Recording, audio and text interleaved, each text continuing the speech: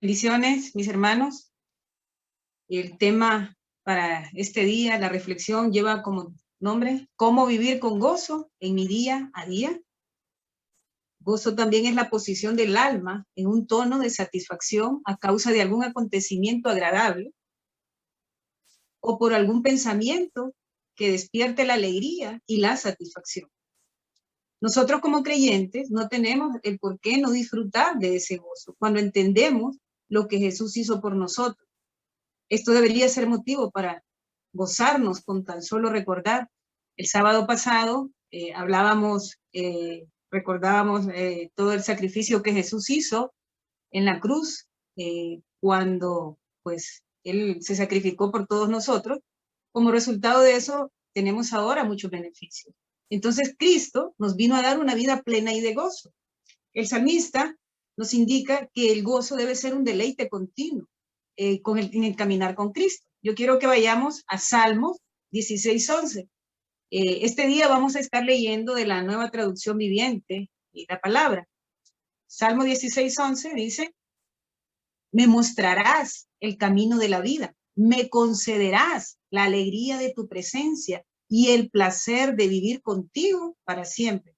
Muchos no vivimos de esa manera, más bien es un pesar mirar al yo, se convierte en algo amargo, falta de entusiasmo y deleite en el caminar con Dios. Creo que esta experiencia pues todos la hemos pasado y esto da como resultado una carga, un disminuir de si en algún momento tuvimos gozo, pues disminuye ese gozo. El desánimo, la falta de gozo, no solo ha sido en este tiempo, dando como ejemplo exacto la pandemia, el año 2020, y aún en este tiempo todavía, al día de hoy, también lo han vivido otras personas que encontramos en la palabra. Salmo 42:5, siempre leyendo la Nueva Traducción Viviente. El 5 dice, ¿por qué estoy desanimado? ¿Por qué está tan triste mi corazón? Y miren lo que dice más adelante, en signos de admiración, dice, pondré mi esperanza en Dios, nuevamente lo alabaré. Y vuelve a decir en signos de admiración, mi Salvador y mi Dios. Aquí el salmista reconoce que ha perdido el gozo. Y dice, ¿por qué estoy triste? ¿Por qué estoy desanimado? Y dice, pondré mi esperanza en Dios. Dice, aquí el salmista también está lidiando con turbación, como nosotros, usted y yo, también lidiamos día a día con aflicciones, con desánimos, a veces noticias no agradables. Bueno, y podríamos dar un montón de ejemplos, pero esto es nuestro principal enemigo. El problema es dejar que nuestro yo, que ese viejo hombre, nos hable a nosotros, en lugar de nosotros hablarle a través del Espíritu Santo a ese yo. Si ya sabemos que Jesús se sacrificó por nosotros para que a través de ese sacrificio el Espíritu Santo viene a morar a nosotros cuando nosotros recibimos esa salvación, ese regalo gratuito, y no estamos nosotros muchas veces gozando de ese gozo, disfrutando de ese gozo, entonces, ¿qué tenemos que hacer? Vamos a la palabra. Pablo nos recomienda en Efesios 4, del 22 al 24. Siempre Nueva Traducción Viviente. Nos dice, Pablo, desháganse de su vieja naturaleza pecaminosa y de su antigua manera de vivir que está corrompida por la sensualidad y el engaño. En cambio, dejen que el Espíritu les renueve los pensamientos y las actitudes. Pónganse la nueva naturaleza, creada para ser a la semejanza de Dios, quien es verdaderamente justo y santo. Nosotros a diario enfrentamos tentaciones, pero debemos decidir someternos a Dios y controlar ese ego que está dentro de nosotros y recordarle a ese viejo hombre lo que hemos aprendido a través de la palabra. Cada día enfrentamos un mundo exterior de exigencias contrarias a los principios de Dios, pero debemos estar bajo ese control del Espíritu Santo y saber cómo manejar esas situaciones. El fundamento del gozo del cristiano es Cristo. El fundamento del gozo en mi vida, en su vida, como hijos de Dios, es Cristo, ya que por Él somos justificados, somos perdonados y pronto seremos glorificados. Jesús compara este regalo de ese sacrificio, él lo comparó al reino de Dios de varias maneras, pero ahora lo vamos a ver en dos ejemplos. Un tesoro encontrado que causa mucho gozo y esto se hace posible, hace todo lo posible por obtener. Mateo 13, del 44 al 46, dice, parábolas del tesoro escondido y de la perla. El reino del cielo es como un tesoro escondido que un hombre descubrió en un campo.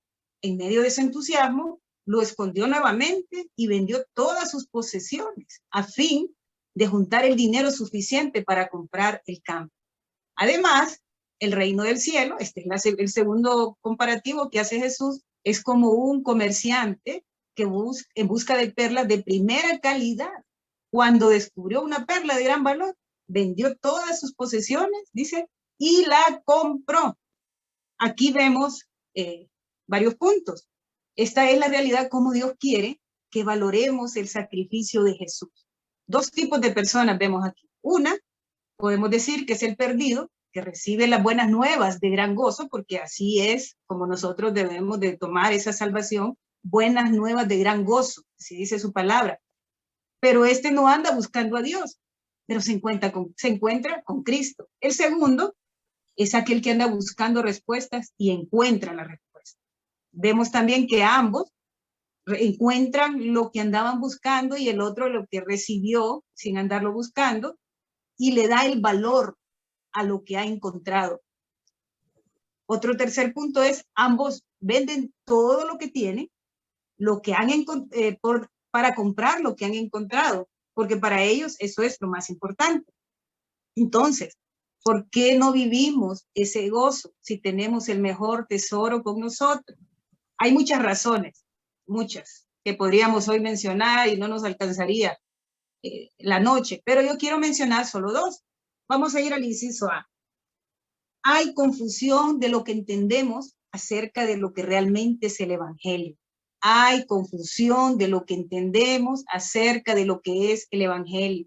La gente promedio de la iglesia parece considerar cristiano a cualquier persona que haga buenas obras y viva una vida más o menos moral y asegura, ese es cristiano, o más o menos honesto, es cristiano. Todos creemos que el más o menos moral o más o menos honesto está bien con Dios. Esto es un error, ya que Cristo se crucificó por todos nosotros. Entonces, si no hay nadie bueno y Cristo se sacrificó por nosotros, entonces, ¿cuál es la razón? ¿Por qué la razón nosotros hoy no estamos disfrutando de ese gozo? Hay otros que se llaman cristianos y no experimentan el evangelio porque aún no han experimentado las verdades bíblicas. La confusión viene al final de no entender cuál es la verdadera, quién es nuestra verdadera justificación ante el Padre, y ese es Cristo. Quiero que lo veamos en Romanos 3, del 27 al 28. Romanos 3, del 27 al 28, dice, podemos entonces, es una pregunta, ¿podemos entonces jactarnos de haber hecho algo para que Dios nos acepte? No, porque nuestra libertad de culpa y cargo no se basa en la obediencia a la ley, está basada en la fe. Así que somos declarados justos a los ojos de Dios por medio de la fe y no por obedecer la ley. Ningún hombre está bien por las cosas que haga. Nosotros a los ojos de Dios estamos descalificados completamente para cumplir la ley, aunque nos propongamos. No sé si usted alguna vez se ha propuesto, dice, el día de hoy no voy a pecar, el día de hoy yo voy a hacer todo correcto, voy a tratar de mantenerme en esa línea. Todos, creo que todos los que estamos hoy reunidos aquí, deseamos eso para el Señor cada día. Y esto, al final, nos vamos a equivocar.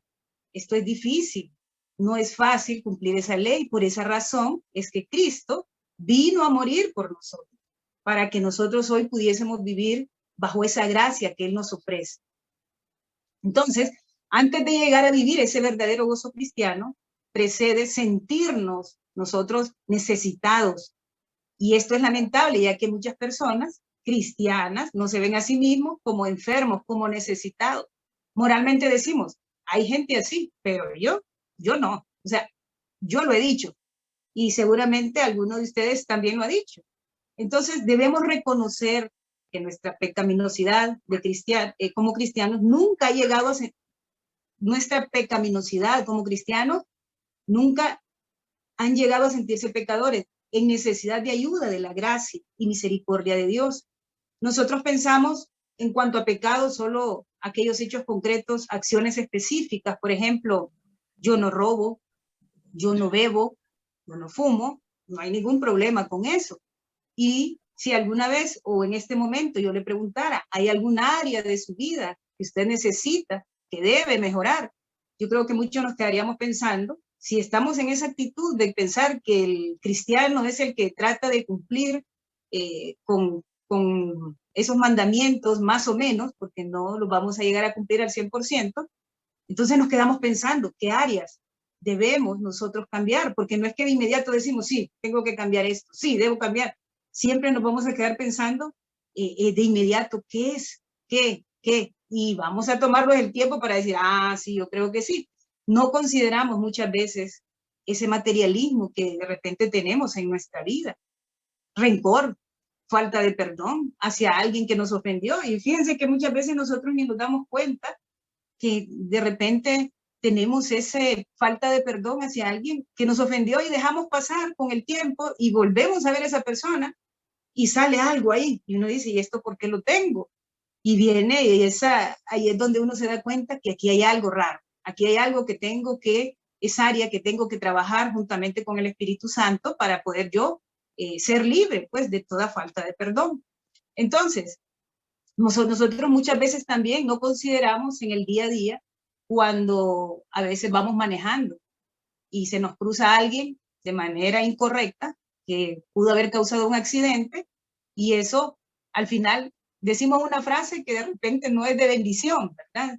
Entonces, al final nosotros buscamos nuestra satisfacción personal y muchas veces dentro de esa ecuación no está Dios en ese asunto.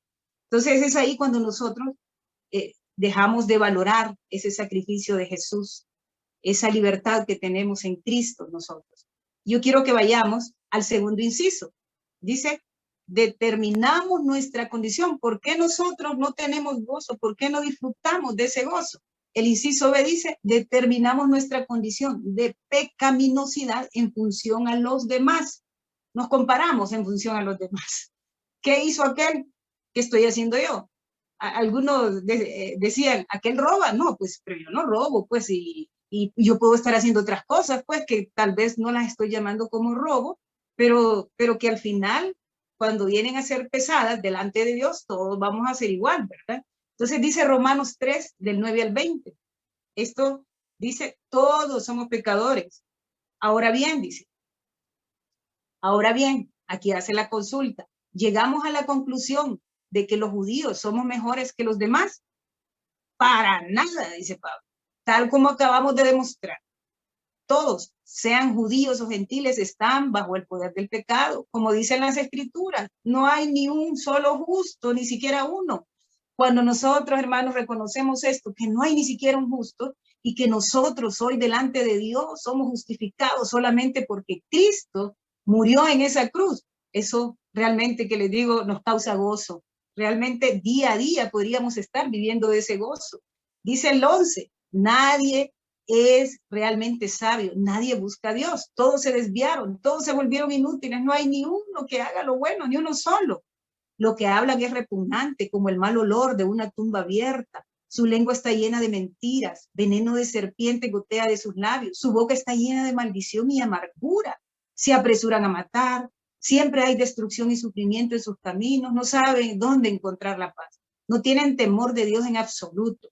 Obviamente, la ley se aplica a quienes fue entregada, porque su propósito, miren, leamos aquí bien detenidamente, dice, porque su propósito es evitar que la gente tenga excusas y demostrar que todo el mundo es culpable delante de Dios.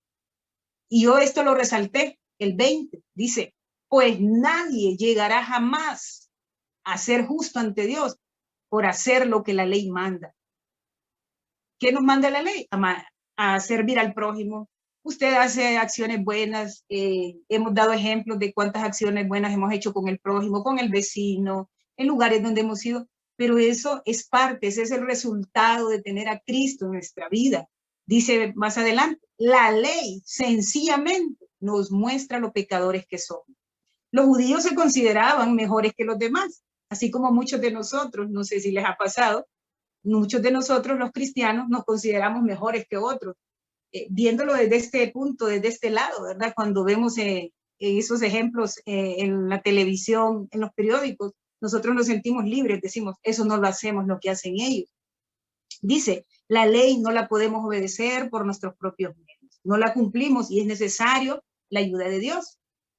Yo quiero, un pastor, él ya murió, que escribió muchos libros acerca del gozo. Él escribió que muchas veces, en lugar de tener gozo, lo que tenemos es una depresión espiritual. Y refiriéndose a esto, este escritor, que se llama Martin Lloyd-Jones, escribió acerca de esto y dice, este es un comentario en uno de sus libros, dice, olvidémonos de borrachos y de gente así. Olvidémonos de toda esa gente de la que día tras día se habla en los periódicos que leemos. La prueba para todos nosotros es la siguiente. Amamos a Dios con todo nuestro ser. Usted recuerda que cuando le preguntaron a Jesús cuál es el mayor mandamiento, le dice, amarás al Señor tu Dios con toda tu alma, tu corazón, con todo tu ser. Si no es así, entonces somos pecadores.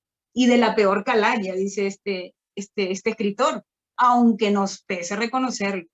Esta es realmente, hermanos, nuestra condición cuando uno encuentra ese tesoro y la perla de buen precio, salta de alegría. Entonces, es así como yo me puedo sentir con gozo cuando yo valoro ese sacrificio de Jesús. Y eso solamente si yo me siento necesitada a cada instante de Cristo.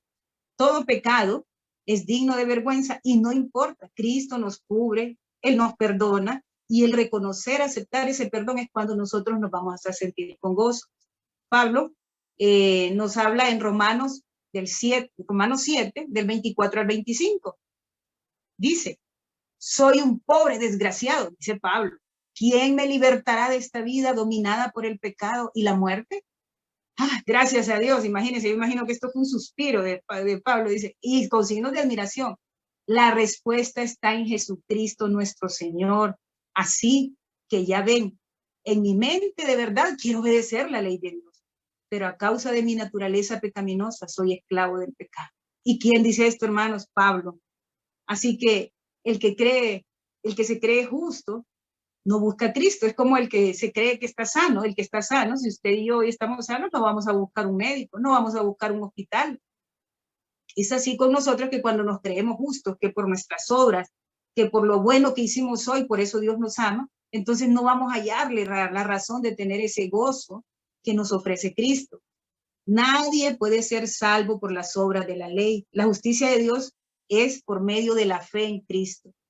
Desde el punto de vista de Dios, nosotros somos pecadores y el Padre ve a Cristo en nuestra vida. Y es así como Él dice, este es mi Hijo amado. Cuando a nosotros, a usted y a mí, Dios nos ve a Cristo en nosotros y dice, este es mi Hijo amado en el cual yo tengo complacencia. Si esto lo meditáramos cada día, estaríamos completamente, diariamente gozando nosotros de ese beneficio, de ese fruto del Espíritu Santo de gozo. Ningún hombre puede ser justificado por las obras de la ley, sino a través de Cristo, por medio de la fe. Si nosotros llegamos a entender esto, ese gozo va a permanecer en nosotros. Que el Señor les bendiga.